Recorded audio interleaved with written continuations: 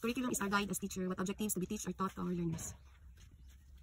As a curricularist, I am the one who will implement what is in the curriculum, execute the activities needed for a better understanding of my learners. Okay. As of now, as public school teachers, use the Matatag curriculum, which is now called the Enhanced K-12 curriculum. Okay.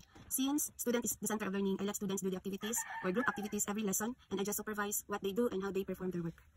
After each lesson, students are given formative assessment to assess their learning in the particular lesson if retouch of the lesson is needed.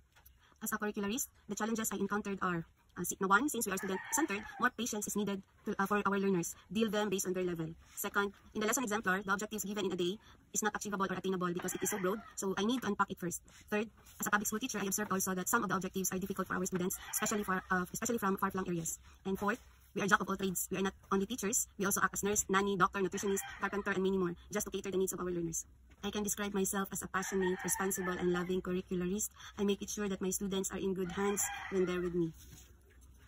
In this interview, I learned that the new Matatag curriculum is student-centered, allowing teachers to guide their students as they engage in various activities, and also teachers need to be resilient, as their role extends beyond just teaching.